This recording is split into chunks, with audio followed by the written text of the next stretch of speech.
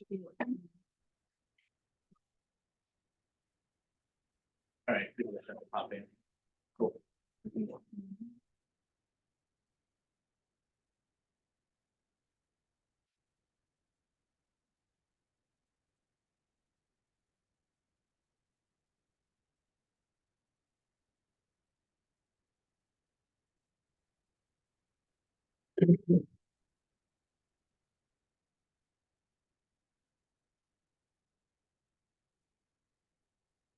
Right, this gets worked out. How's everybody doing? I have more people here than I expected, by the way. I expected like it to be like very sparse and like Sandy and I would just be having a conversation by ourselves. How's everybody doing? Good. Doing good, doing good. Any plans? Did anybody have Passover plans? Yep, what'd you do? Oh, Passover plans? Yes, Be with my family. okay. Is it Pesach that they? Yeah. Okay, yeah. What? I'm formally Jewish because I raised my kids Jewish, but then when I got a divorce, I didn't do that anymore. But so all my kids are dealing with all of that and having all that family fun time and stuff like that. So I know a little bit of the words and the traditions. So, but what did you do anything fun? It's addition with the family, with the kids today. Yeah. Thanks for them. For the next. Nice, nice, nice. All right, team meeting April 24th. I am super excited about that. Skip the quote of the day. Can you skip ahead for me a few slides? To tell me something good. Tell me something good. All right, let's start off with tell me something good. Tell me something positive that's happened in the last week or something good. I'll start. Today is my son's birthday. He is turning 16 years old today. All right. And if there's another version of gray hair, I will probably figure it out. But I believe my kids growing up is if you see the transition of gray hair to where I'm at today. But that's gonna be fun. He's gonna be hanging out with his friends all day and I'm gonna pick him up later this evening. We'll see what that looks like. That should be fun. Anybody else, something positive or something good this last week, personal or business? Anything? Going once? Twice? Come on. Come on. All right, I'm gonna start calling on people. Tell me something positive. It's a beautiful day. It's a beautiful day. It is a beautiful day. It's really nice out.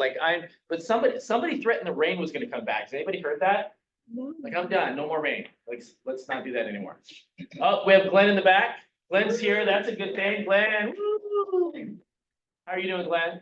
Thanks, how you doing? Hey, I'm doing fantastic. Any positive or anything good happened within the last week? Talk about it. Yeah, I'm looking for a place for a client for up to one and a half. 1.5 million. Nice. There's a lot of those around, so that's kind of like the price point right now. Yeah, it's the HOA that kills it. Yeah, HOAs are fun. Who has never dealt with an HOA before? Oh, yeah. They're like the mafia. They seriously are. And They're the worst. I don't know why. Just don't know why, but But there's they- really nothing you can do about it. Those people think they have so much power and they actually do. So just be nice to them. You know what, there should be Within there should be a reality shows for HOA meetings. I think that would do really well, like, you know how they have like the neighbors, like the reality show where neighbors fight? Like if they do an HOA meeting, like reality show, I think that would be really hilarious. All right, I'll go again. So there was a TV show that debuted on Hulu called High Hopes. Has anybody seen that or saw the videos or the billboards everywhere? I actually know one of the main characters in that owns the MMD shop. He actually started in real estate. I worked with him 20 years ago. And I remember seeing the billboard or the ad and I'm texting, I'm like, there's no way you have a reality show. There's no way. And he's like, oh yeah, I do. And so it's just very interesting how the world works. He gets out of real estate, he starts this business with his brother, and now it's like this massive, crazy business. I'm like texting him during the show. I've only watched one episode. I think that's all my wife could handle. But it's very interesting to see how the world works when you connect with people in the different places they go in their life. What is it about? It's called High Hopes. So it's basically, so back in 2021, his brother opened a weed dispensary when they started to legalize everything. And I remember his first weed dispensary because he took me on a tour of it and they were like literally hammering in the wood floors. And we were talking about how engineered floors are changing and they're more affordable and they're cheaper. And he was completely stressed out about opening this one weed dispensary. Now he has one in Hollywood and he has a whole bunch. He's franchising out. He hired the CEO, the former CEO of Jamba Juice, which is crazy. He got out of real estate and he started doing this with his brother. And they're blowing up and now they have a reality TV show. So it's kind of wild. It's kind of wild. But really cool guy, really cool guy. Anybody else? One more and we can move on. Okay. Yes, ma'am. I am working on, with all these things going on with our real estate market, I'm always trying to figure out, okay, how can we do more deals? And there's something that I know, Frank, you have experience with, but it's been a long time, but we have all those clients that purchased and got those, 2, 3, 4% loans over COVID. Yep. And some of those loans are assumable. And Mm. now you have a bunch of people that also have equity. So there's an opportunity there. Like I personally have a client that could assume the loan because that's what's holding her back. She's like, oh my God, I'm gonna pay 7.5% interest rate, but she's got, $500,000 sitting there in the bank for purchasing power. So I'm working on exactly how that process works, just to give myself a refresher because it's been a long time Yep. since we've done it, but something to think about when you're going on your listing presentations. Ask them if their loan is assumable, and that could be something where you could put the deal together, because people certainly have the equity to compensate for that. And then in addition, if there's still money left over, then that's a second loan. So I'm gonna see, I don't see Oscar today, but I'm gonna ask him about that too, and see if we can put some more deals together that way. So just something to think about. There's a lot of old school tactics, and I say old school because it's happened before that is relatable now, but just nobody knows about them, like assumable loans. A lot of commercial loans are assumable that most people don't understand. And if you can understand how that animal works, you can actually acquire a lot of real estate. The other thing is seller financing. Seller financing is something that really didn't happen past 2000 that I was aware of, but we just had a client. We just put a property in an escrow in Burbank, and that client was buying another property, and he was just like, will they do seller financing? And he was just like trying to get all creative with it. Seller wasn't interested, but that is a tool. And it's a tactic that you can use out there, especially with people that have 3%, 4% mortgages and stuff like that. There's a lot of different options instead of the black and white stuff that you see on a day-to-day basis right now. So it's very interesting. That's a really good point. That's a really good point. Yes, sir. I have a question. I don't know if we're in that, whatever. I have a lot of buyers, maybe in like July, August, when that north thing is coming in. Yep. Can we add the commission to the loan or what? Because that's what I'm thinking about. I think Rich is on here. We'll have a conversation about that to see what he thinks. There's still a lot of stuff they're working out with that. There's still a lot of unknowns and a lot of things that we are not sure of. So that's gonna be a conversation with the lender and with the buyer. And it's just we're gonna have to operate our business a little bit differently than we have before. The biggest issue I think we have as real estate agents is when somebody's qualified for $2 million, we take them out and we show them $2 million properties. That doesn't serve anybody in this market because homes, if they're priced correctly, are going over the asking price. So if that's their limit, you're just kind of leading people to a place where they're gonna get let down automatically. So it's like if somebody's looking for 2 million, you should really be looking between 1.5 and 1.8 for that person and leaving a little bit of a buffer, and nobody should be stretching their dollar by any means. So that's something that I think we're gonna talk about more. We're not done talking about the NAR thing.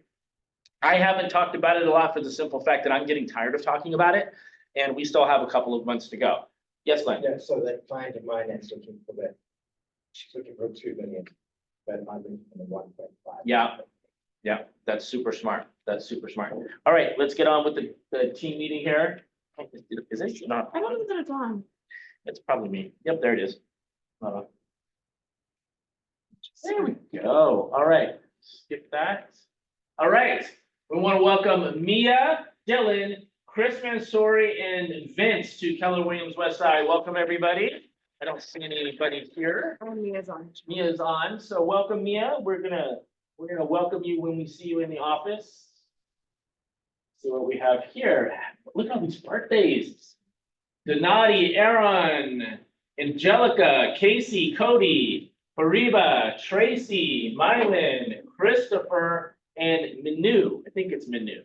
So happy birthday, everybody. Things falling off here. All right, what do we have now? Broker moment, Rich Basani, how are you? I'm good, thank you very much. Did you hear the question that was in the He's audience? already I did. exhausted. Yeah, yeah. Joey has been on emails that he knows I'm exhausted. Anyways, yes, I did hear the question. At this time, no, there is no plan to fold the commission into the loan. Here's the thing. Was it last week? I believe it was last week. Government-backed loans like FHA and those have agreed to increase the amount of concessions that are allowed on these loans, whereas it used to be only 3%. So that is, you get into trouble there because the lender won't allow concessions. And remember, when these new rules go into effect, part of it is that sellers can offer concessions that can be used towards the payment of the buyer's agent. Can't be earmarked necessarily. You can't say, okay, this is for your buyer's agent, but but they can. There are concessions made that allows the buyer to get a credit, so that they can pay their agent from these concessions. So I don't see lenders doing that, working it into the loan, because it would then affect the loan to value ratio. I mean, it's like a snowball effect. So, Right. but so there's the answer to it. Yeah. What's the situation with VA loans right now? I'm sorry, say that again. VA loans? VA loan, well, that's still the big question mark. So I can't tell you what's going to happen with VA loans. Yeah, they've got to work something out. I mean, really.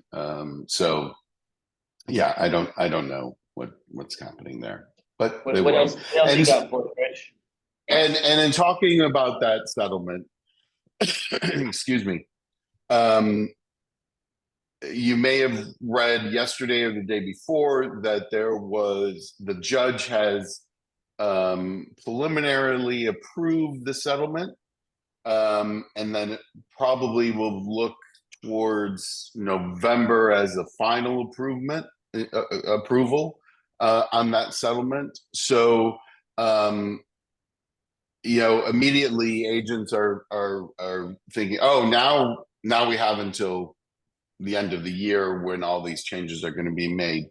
I don't necessarily believe that that's going to happen. I believe I will be in DC week after next for NAR meetings, and I believe that that there will be changes made through NAR as to buyer broker agreement. All of these changes that they're agreeing to make will be made at that May meeting, which then it goes to the states to adopt in their policy, and then it goes to the local associations.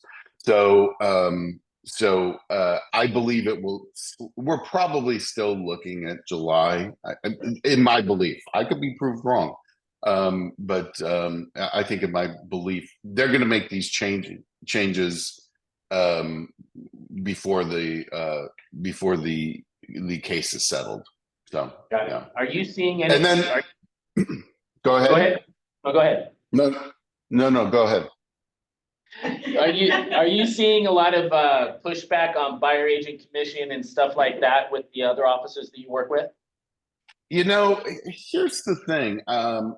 Calabasas had their office, and two very top producers talked about how they approach this. And you know, I wish I could bottle that up and send it to all of my agents, because they are approaching this the right way. They are saying that this is what I'm worth.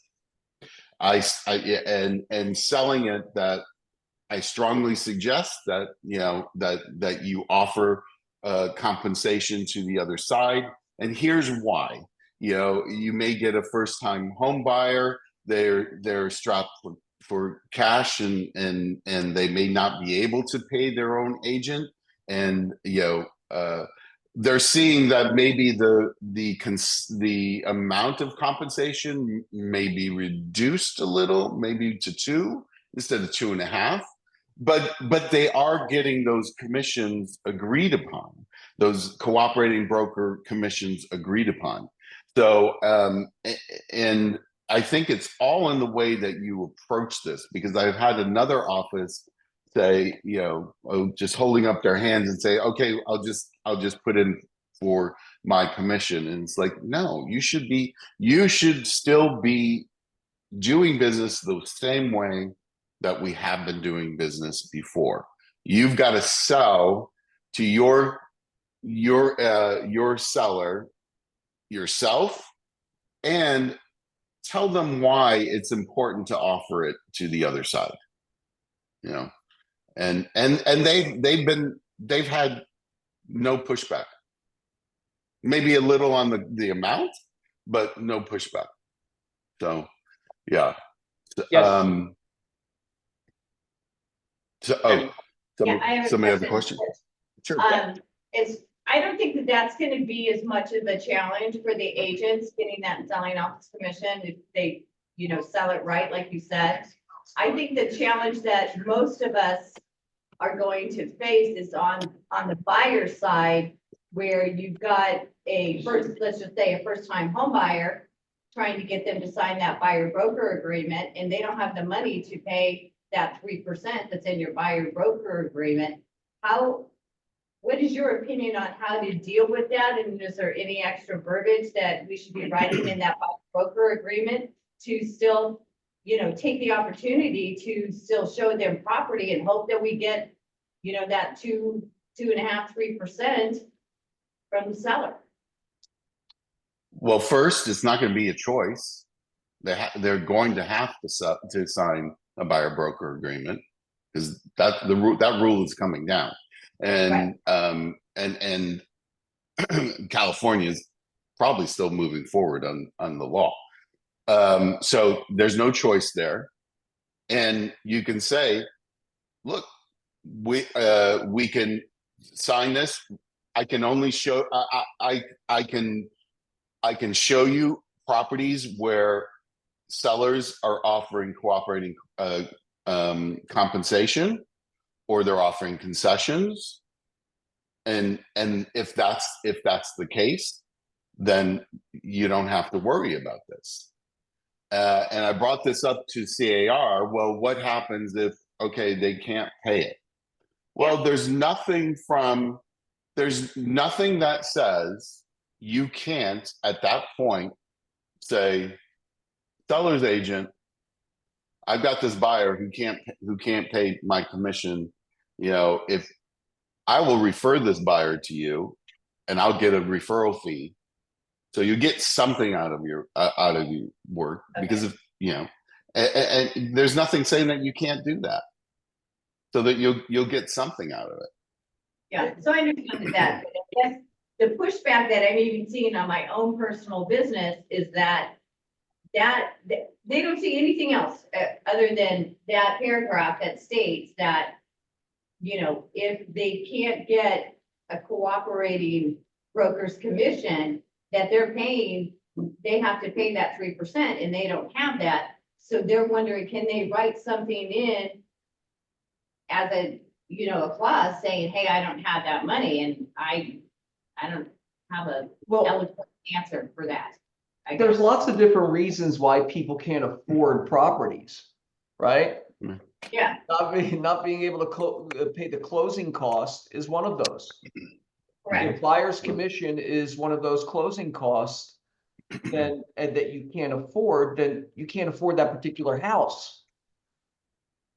I mean, is that a wrong perspective? No, No, no, that's It's, true.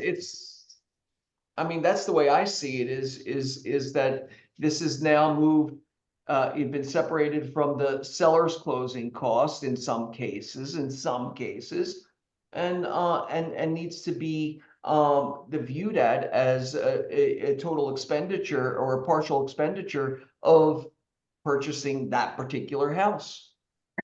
Whether you negotiate it, whether you pay it, or whether you realize that that's not an equation that works for you personally. yeah, no, I understand. I mean, I personally, because I've been doing this long enough, I'm not worried about trying to get that seller to pay or working something else out, but I just know that some of my newer agents, it's going to be tougher for them to try to explain it. So I'm just looking for different options. So I appreciate your Yeah, feedback. yeah, no, for sure. It's about articulating your value proposition under, why do some agents still get 6%? Right, listings. They're able to define value and the, cost of doing business in a more apt way. That's the lift for new agents, is being able to do that. And we're trying to give them some tools to handle that. But yeah, no, I'm not trying to oversimplify. I'm just No, saying, it's not simple. we can't feel bad for asking to get paid, right? Oh, you can't afford this house. I'm sorry No, for I don't, paying.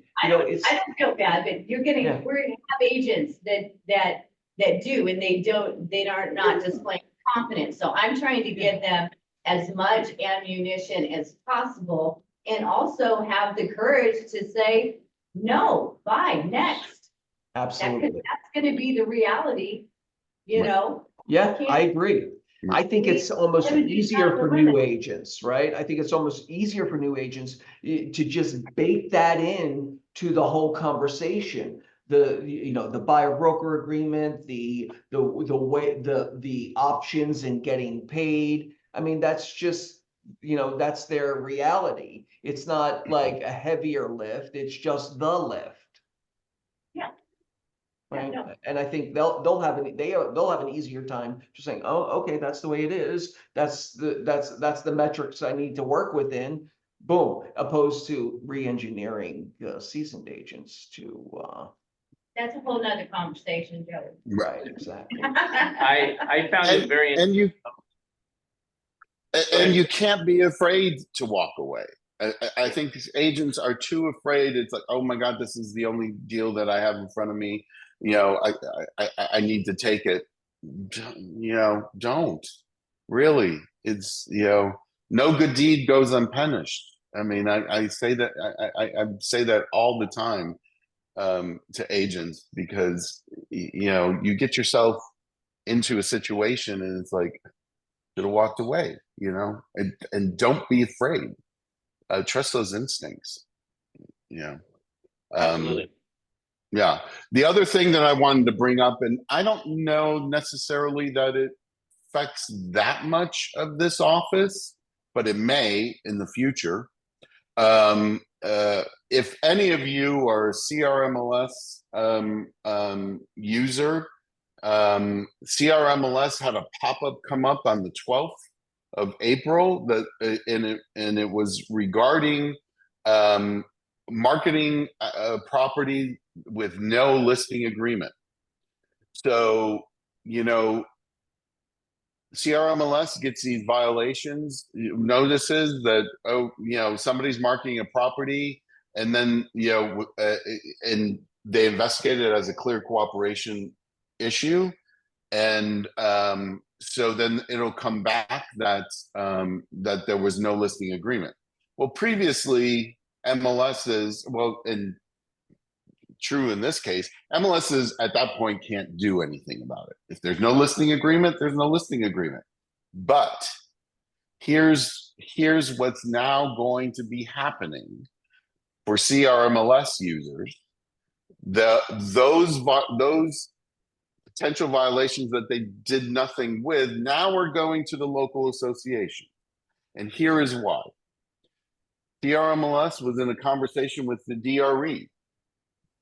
DRE loves to make policy, but they don't really put it in writing. It's all in conversations, and it's like all of this, that it is possible violation of the business code by saying that by advertising something, you're giving the impression that you represent that person in the sale of that property.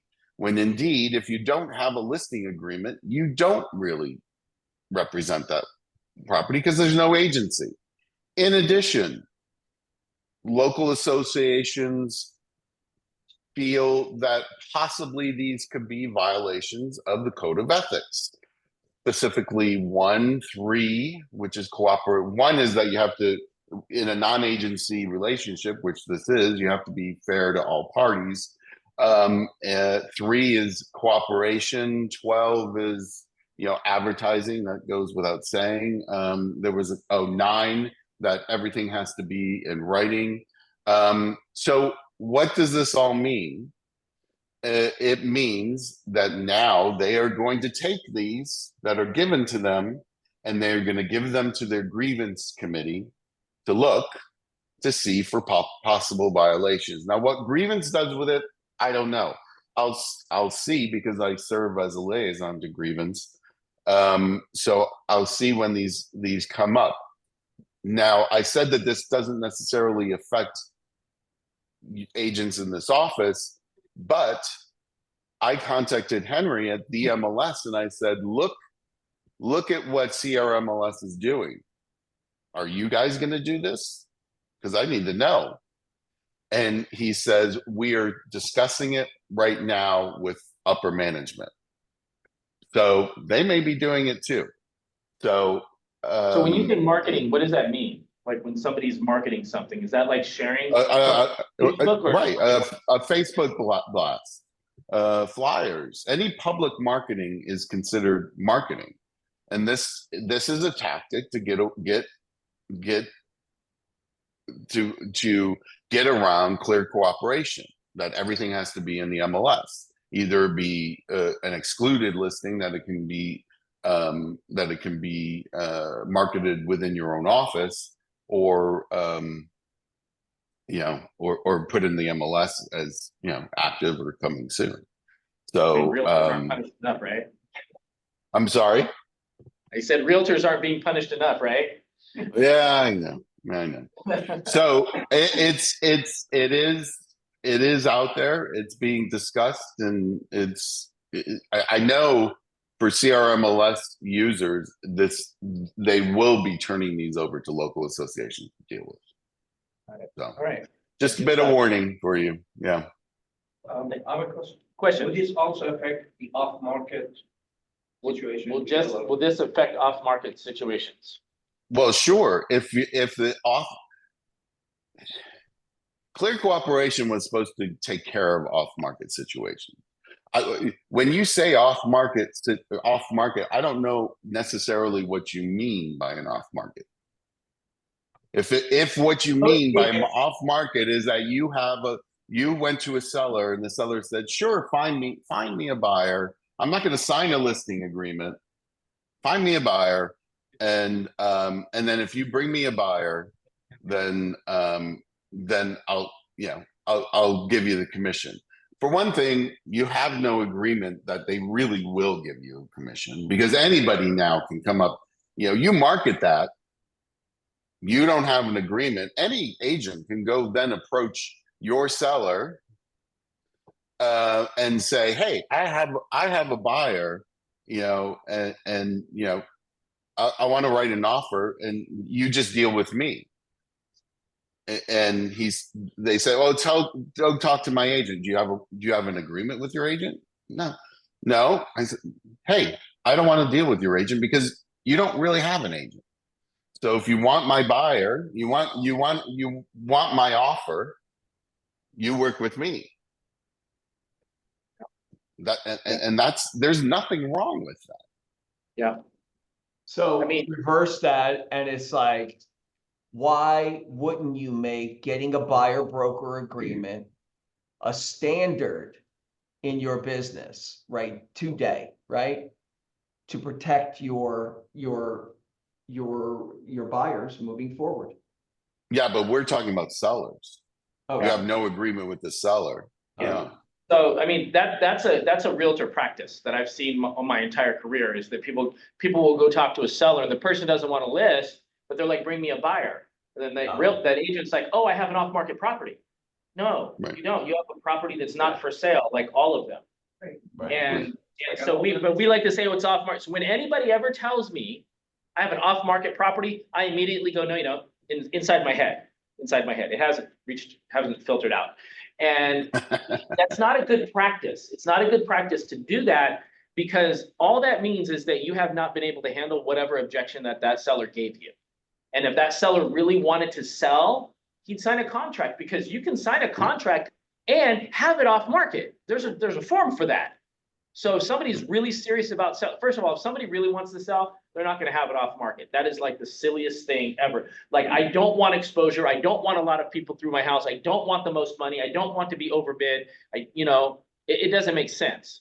So having an off market property, and I'd say 90% of the time, the agent does not actually have a contract. And in my opinion, like, when you do that, you're kind of, there's a lot of liability flying around out there when you do that.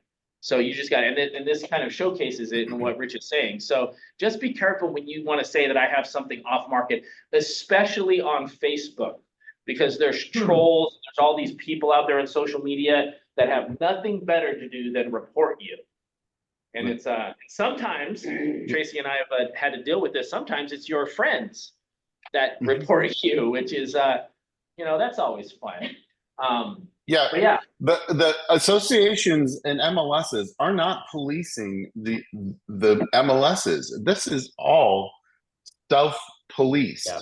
Doing it It's to other ourselves. agents who are just have nothing better to do than look for stuff. Yeah. But they spend all their time doing that. Good point.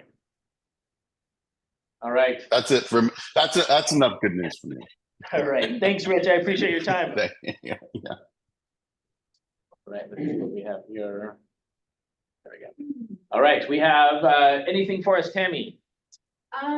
Yeah, so today we were supposed to have a class on 5 key elements to get to 100 grand in 90 days, and that has been rescheduled for May 6th. So instead of doing the regular Monday elite coaching, I will be doing that class, because we had thought that we weren't going to have a good turnout today. So, and then for anybody that has not had the opportunity to get into my coaching schedule, I'll be around for a couple hours here in the office today, or you can reach me by cell or text, or the emails there. So look forward to meeting everybody that I still haven't yet. So Awesome. Thank you so much. Did you have a question, Glenn? I think you raised your hand earlier and I didn't get to you. Yeah, no, that was a Twitch. Oh, okay. No, I'm kidding. I did have a question. So I know who the this is. seller Yeah. can say that he She's wants wrong. to pay the buyer's commission, but just cannot be on the MLS. Was to no. So yes, the seller can say he wants to do a buyer's commission, and it can be in the MLS. It's just going to be in a different category. It's going to be in basically the concessions category, which is going to change in July. No, that's not correct. That's not That is correct. not correct. Okay. No, the seller, we can still do business the way we always have been, but offering a buyer broker compensation. That will not be in the MLS. Now and that is between broker to broker. You as the selling agent get 6%, and you're sharing that with a cooperating broker for 3%, or however you want to split it up, has to be disclosed.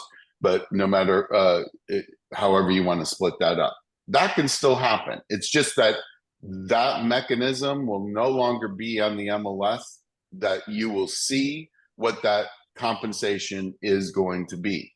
So when MLS cooperating broker compensation goes away on the MLS, you're going to have conversations with that seller's agent saying, is your seller offering broker compensation?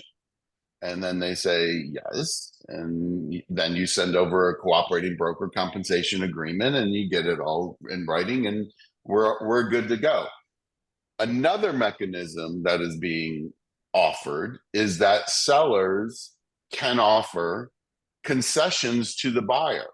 So this is a concession directly to the buyer to do with what they want for closing costs, to do with what they want. And that will be in the MLS and it disclosed in the MLS. So now you have two avenues where you can get compensated. One is broker to broker, just as we've been doing it now, and the other is the seller giving a credit to the buyer to do with what they want. Okay. All right, there we go. Said it from the broker himself. I like it. Westwood Escrow, we have Goalie. If you have any of your escrow needs, you can reach her at that email and that phone number. We'd also connect you if you want to reach out to us after the team meeting. We have Clearmark Title, Jerry Ferris. I know there's a lot of sick kids going on right now. So I know he had a sick kid. Do not think he's on, but if you need some title help, he is always here to help us. We have Oscar. He is our branch manager for Rocket Mortgage in the office. If you need any mortgage information, he is a great resource. Hi, Oh, Oscar, there you are. How are you doing today? I am doing great. Thank you very much. I won't take too much of everybody's time. I won't talk about the hot topics that you guys are talking about. Everywhere you go, you hear about this topic. It's kind of like when us lenders were with Dodd-Frank and NMLS and the compensation and what we could do and not do, but we got over it, and life still went on. So I'm pretty sure that this is the same situation or similar situation that's going to happen. But I just wanted to just give a shout out for our very, very first escrow that opened from KW Westside, and that's with Trudy. We opened escrow on Monday. We already have the appraisal and the full approval. We're ready to close, and we're not even a week into the transaction. So just shout out just so that you guys can know that we do an incredible job with speed, and we'd love to give you the opportunity to also look good with your buyers. Thank you very much, team. I look forward to working with you. Have a wonderful, productive day. Awesome. Thank you, Oscar. Really appreciate it. Next, we have Advanced Group Property Inspections. For all your property inspection needs, probably one of the best ones, if not the best property inspecting group out there. We have Kevin Polizzi. Kevin on? No, he had to reschedule. Kevin had to reschedule his class, which I think is not, the flyer's not on here anymore. So he's going to reschedule his class. Elite Westside Coaching, we actually did not have it on Friday, correct? We did not have it on Friday. Mondays and Fridays, 11 to 12, we go over a lot of different topics, and I can help you with whatever you need. It's got a lot of really great attendance, so I would love to see more faces there. Broker class with Rich Basani, government requirements at close of escrow. Wednesday, April 24th, 4 p.m. on Zoom. That is here. I would love for everybody to participate in all of our broker classes because Rich is extremely knowledgeable, and a lot of what he says is things that you need to deal with on a daily basis. So make sure you guys are here. The link has been sent out and is in our calendar. If you need it, let us know. We'll shoot it out to you again. May 6th, that's the class you were talking about. Great class. 5 key elements to make $100,000 in the next 90 days. I think I'm going to take that class. I think that's really important. All right, we're doing a blood drive. So if you remember, we did one last year. It's going to be Thursday, May 9th. That is Red Day. So blood, red, kind of all works together, right? We had a record last year that we set for ourselves, and we blew through that. And I would love to do that again. So anybody afraid of needles in here? Come on, somebody's got to be afraid of needles. Like, get over it. Get over it. No. The chicken says. I actually tried to give twice, and they wouldn't let me do it. But I would really appreciate if you guys come in, support us, give blood if you can, bring anybody you want to if they want to give. This is not just to our office. We're going to open it up to the entire building. We had a whole bunch of people from Equinox help out last year. But it's gonna be a good time. This is basically the time of year where the entire company shuts down and we give back to the community, and this is one of the ways that we found is a really good way to give back. Let me know if you guys have any questions about that. I'm excited about it. New listings for the West Side. Vanessa Montiel and Woodley in Van Nuys for $475,000. That looks really nice for $475. Right? $475, that's like a price you don't hear of anymore. Ashley Shojay on Gold Mine for $1.1 million in Lake Balboa. David Israeli for $3,800 in Beverly Hills. We have David Israeli for $3,800 in Los Angeles, and then Sharam, 60th Street, $750,000. We have your closings. Tracy Tafio in Elk Ridge, $760,000. Tracy, are you on? Tracy's not on. Okay. All right, so I do know that this was Sphere of Influence. This is from her farm. It's a lady who's been in the farm forever, and her husband ended up passing away. And Sorry. she was, oh, there you are. Sorry, I was taking the dogs out. I'm really sorry. You can't always say that that's the excuse, taking the dogs out. It doesn't work all the time. It's the truth. So tell me about Elk Ridge. Where did you find the client and the little story that went along with it? Our farm and our husband unfortunately passed away from complications with Alzheimer's. And she needed to sell her home. And yeah, sweet lady. Really sad that she's leaving our community. And didn't she have a relationship with another agent in the neighborhood? Yes, when we signed the listing agreement, she said she was going to walk over to his house and let him know that she signed with me. That was a little cringy. I kind of felt bad, but Oh, it's the way she wanted to handle it. yeah. All right, and how long have you been marketing to her? Well over 8 years. How many years? 8. Well 8 over years. 8 years. Probably closer to 10 now that I think about it, because we've been consistently farming our neighborhood a long time. Yeah, and she comes to all the events too, which was kind of Yeah. cool. So, all right, very cool. Thank you. Yes.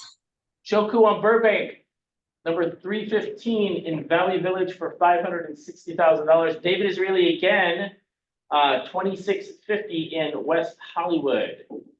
All right, let's talk about marketing, market update, all that kind of stuff. How's everybody doing? Let's talk about exposure. Actually, let's go over here. Let's talk about this, the commission thing that we talked about earlier. I think when you talk to sellers and buyers about commission, it's better to, instead of telling them how it works, ask them if they know how it works. This usually works out better for you. So when and I've done this forever, and I'm not even sure where I got it from. I would do my listing presentation to where I would show my value on what I do, everything that I do to marketing the property, and then I would go over comps. And then if they agreed to work with me, I would go over the contract, and I would say, because one of the things they ask, one of the first things they ask is how much do you charge?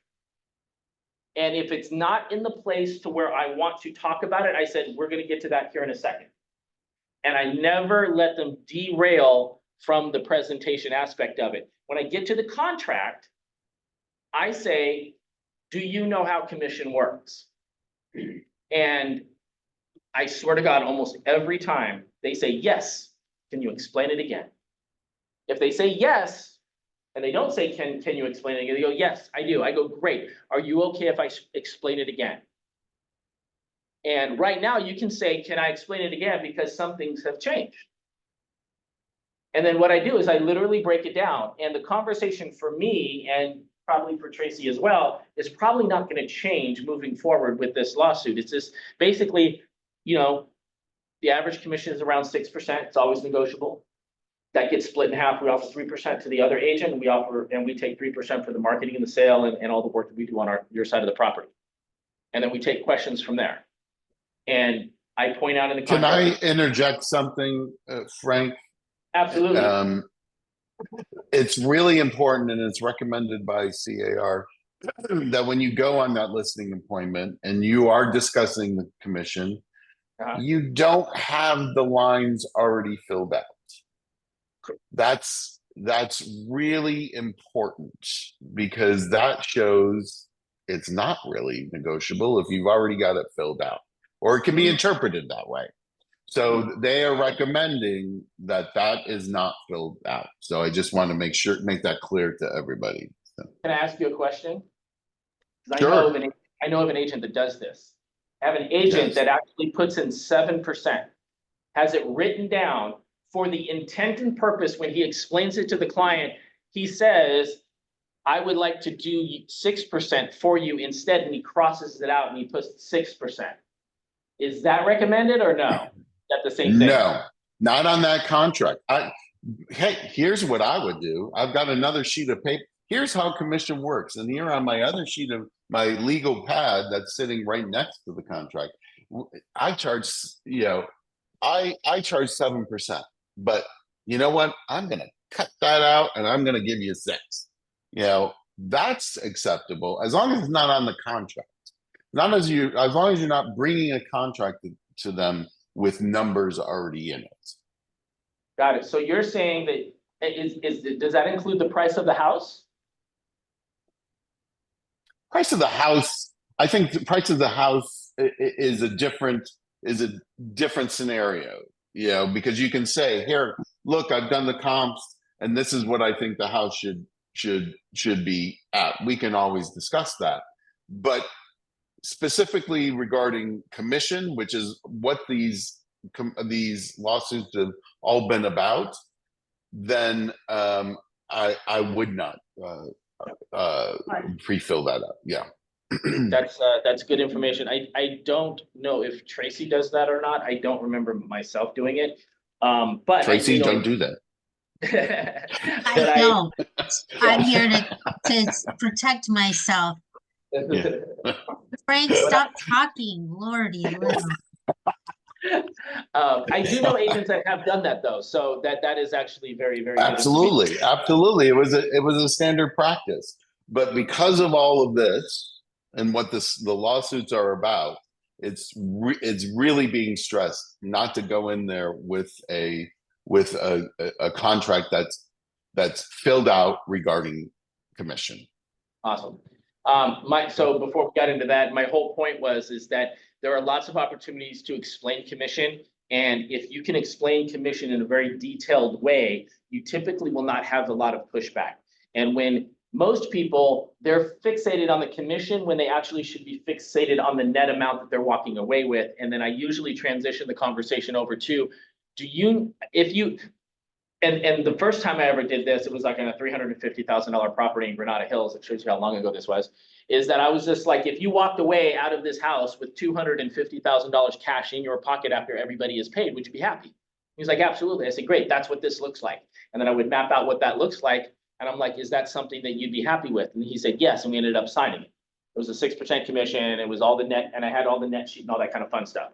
So it's just really making sure that you guide them down the path of what they actually want and that they actually agree to, and not saying this is the way it is, because it's nothing in it's a contract and it's negotiable, the entire thing. So I thought that was really interesting. And this, I think, is really important. Don't be afraid to walk away. We get fixated on business so much that we get attached to this one deal and we want this one deal or our next deal or our only deal. And the real problem is that it's not that you can't let that deal go or you want to let that, it's you don't have enough business. Because if you had 10 deals going on at the same time and one started to go sideways, you're going to walk away from that one to focus on the other 9 because that's more important. And so what the real conversation is that it comes down to marketing exposure, because the reason you don't have the 10 deals is because you haven't either spoken to enough people or marketed yourself in enough ways, in enough volume to get the business that you want to get. And so this leads me down to the conversation I wanted to have with you today is social media. Some of the worst marketing people on the planet are realtors on social media. And the biggest reason that realtors don't use social media is because they don't like social media. But if I were to put you as the CEO of Jamba Juice, would you stop the company from advertising on social media because you didn't like social media? If you were the CEO of a large company, would you be like, listen, I need Facebook to shut down, X, we're shutting down all of our social media accounts because I don't like it. Would anybody do that? No. Because first of all, the board of directors would fire you. And it's a necessary marketing tool that's out there because it is, it's free. You literally have the same power as all the big brands out there with the same reach and the same exposure as all of these big brands. You can go on LinkedIn, Instagram, Facebook, X, all of these platforms and market for free. The problem is that we don't do it enough. We don't do it enough because there's other people out there doing it better. And I will tell you, I have knocked out large agents that have done way more business than me because my social media presence was stronger. Give you an example here. Can we minimize Rich? He's a fantastic looking gentleman, but there we go. So this is a post that I did. I said, where are my investors for a major fixer in North Hollywood? And then I have all of these comments on here. Richard Schulman jumped in. #1 agent in LA. Right? He jumped in. He said this, interested, me, info, interested, text me, please. Like all of these people jumping in. And then what I did is that I went in on the back end, and you can do this. You can see post impressions, post reach, post engagement. You know what I did with this? Is that I showed up to the listing appointment and said, so I did this on my way to the listing appointment. Literally within 4 hours of me going to the listing appointment and showing up, this is what I had. And I was up against a whole bunch of other real estate agents. And I'm like, who else are you interviewing? They're like, I'm interviewing so-and-so and so-and-so and so-and-so. And all 3 of them did bigger numbers than me. And I said, well, if you'd like, it's really about exposure, getting the most amount of money for your property. And I said, I actually have more exposure than all of the agents that you're interviewing. If you'd like to pull up their social media and compare them to mine, we can do that. And I slid my laptop around and I showed them this. And I walked in 4 hours. I said, I did this 4 hours ago, and I showed all the engagement that I got. And that actually gave me so much credibility that I ended up winning the listing appointment. And that ended up getting me 2 other deals out of it. It's really powerful. You can reach, there's so many different things that you can do. You can go on your feed to other real estate agents' posts that they make and find buyers. There's so many different things you can do. And I always tell, listen, I get it. If you don't like social media, if that's not your thing, you're just not a, Facebook, Instagram type of person, that's fine. But is your business? Should your business be limited by your personal feelings of what's going on in social media? If it's going to give you free exposure to basically reach people around the world. Yes, sir. I don't want to interrupt you. No. Quick question before we move on. Absolutely. Now, listening to what you went on to. Yep. Is posted. Did you know that the other agents, did you verify the other agents did not have the social media presence that you have? So at the time, there was very few agents that had anything going on at the time. And I knew one person that was going on the listing appointment because it was in my office. He was the #1 agent in my office. I was not the #1 at the time. And I'm like, oh my God, I said I'm going on that same appointment. And so the funny part is that I actually helped that agent set up his social media. So it's like, you can deal with him or you can deal with the person that actually set it up for him. Like, it's your choice. So at the time, now there's a lot of agents that actually have average to decent social media presences. When I did this, there was nobody out there. And you don't actually have to do a lot to set yourself apart. So if you go to my social media, I post something almost every day. And if you count my X, my LinkedIn, my Instagram, my Twitter, my TikTok, all of those, I post something like 5 to 10 times a day. Does that seem excessive? I see some heads nodding. Not for your business.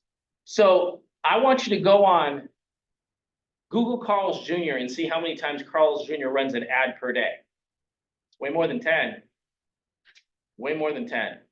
Do you think they're worried about bothering people because they're posting 100 commercials a day and they're paying for that? There's people out there that post and they do so much that you relate it to personally. I don't want to bother people. Well, let me put it to you this way. I just did a follow-up class in Bakersfield, and the follow-up class talks about how much you follow up with somebody and how imperative that is. And I equate follow-up being aggressive and frequent to being professional. Because everything you're doing is a relationship and you're trying to garner and cultivate relationships with people. What I've learned is that if you have somebody in your database and they're not your best friend, they're not your family member, and you don't talk to them once a month, multiple times per month, when you do talk to them, it will be salesy. If you talk to them once a quarter, you're gonna be a salesperson to them because you're reaching out to them because you want to be a salesperson, you want to market to them. But if you talk to them all the time and you're like, hey, how's the kids? How's the family? How's the job? How's school? How's this? And you actually talk about all the other things besides real estate, now that's a relationship.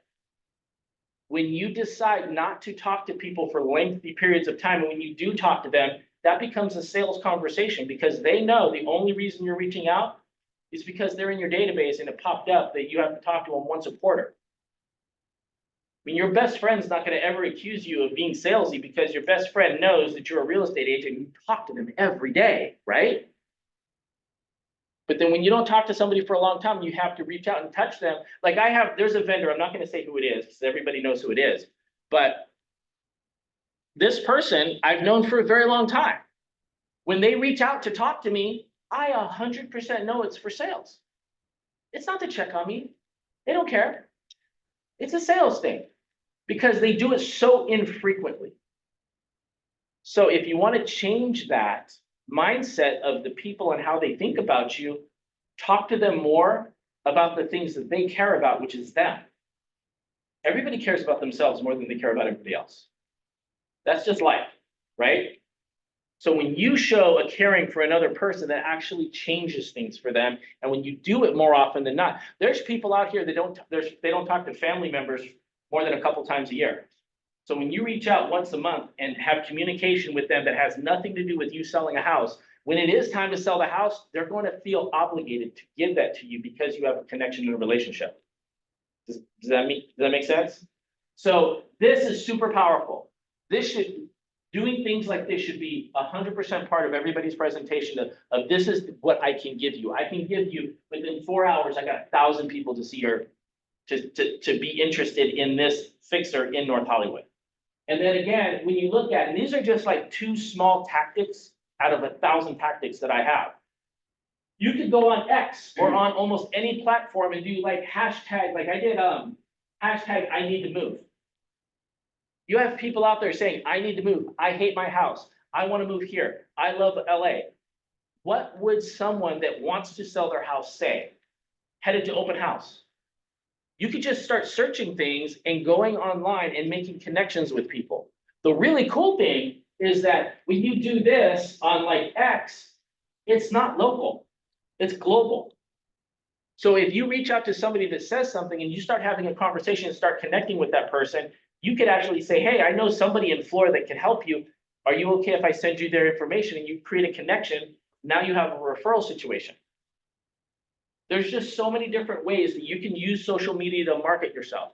If your business is not where you want it to be today, your whole issue is volume. The amount of effort and exposure that you're giving your business today to get out to as many people as possible. I learned this when I was doing things like very aggressively when I first started. I'm like, why don't more people use me? Like I have a really good program. Everybody's really happy. And then I found an agent that I did not think was very good who did more business than me. And I'm like, how does that do more business with me? And I did research and I studied him. And what I learned is the only reason that he did more business with me is because he knew more people. So it's like so this is a relationship game. I have to meet more people. So I meet more people. And then your price point comes into play when you meet more people and you realize everybody you know, what is their price point? If everybody you know is in Beverly Hills, your price point is probably going to be like 2 million plus. If everybody you know is in like Hemet, California, then what's your price point there? 400,000? That's your sphere, it's your community. So being on social media is a massive, massive advantage, and it's something that I see most real estate agents do not take advantage of. So that's my training today, and what I'm imploring for you to do today is if you can just get on 3 platforms, and I recommend Facebook, Instagram, and LinkedIn. To me, that is the absolute lowest bar. And post a couple of times per day. That's 6 times if you do two posts per day. You can do stories, you can do, there's a lot of different things you can do, but that is exposure for your business. And there's different ways to do it. We'll get into it on another team meeting or another training that we have. But does anybody have any questions on this? Is anybody still afraid of it? Be honest, lying is the devil. I'm actually gonna be covering that on my class on Monday. Yep. Just so you guys can, there's a lot of good stuff on there as well. Parnian, who is not a avid social media person, she has a $6 million property for sale, is that she actually, I was scrolling through my social media and she popped up. Look, Parnian's got a social media account, but she does not like to be on video. You don't have to be on video. She has a $6 million property. She did a video of her walking around the property. You don't have to be on video. Video is super powerful. You don't have to do it. The fact that Parnian got on it, to me, is like, all of y'all can do it. Yeah, there's actually I can't recall the name of it, but I'll have to bring on my class. There's an AI video where you can just take a picture of yourself. Yeah. And then do a script, so it gets your voice. And then it will make a video that looks exactly like you with that script and Yeah. your voice, and it's great. AI can actually do a thing of like you singing a popular song, and it'll sound just like you. Well, not just like you, it'll be in tune. But it's AI is a little freaky right now. So, but listen, if guys can get on social media, that's gonna be a deal changer for you. All right, let's wrap this thing up. Needs and wants. Needs and wants. What do we have? Anything new coming up? How's your deal going, Bobby? We're in escrow. Yeah. I was hoping Joe was gonna be here, I didn't realize it, so. I guess I'm gonna give him his flowers, being the most amazing mentor I've had in any situation. Not here for me to say that in front of him. He really is. That's awesome. That's awesome. Congratulations. First deal, right? How long you been here? 10 years. It's Since February. February, March. All right, awesome. Congratulations. That's awesome. Needs and wants. Anybody?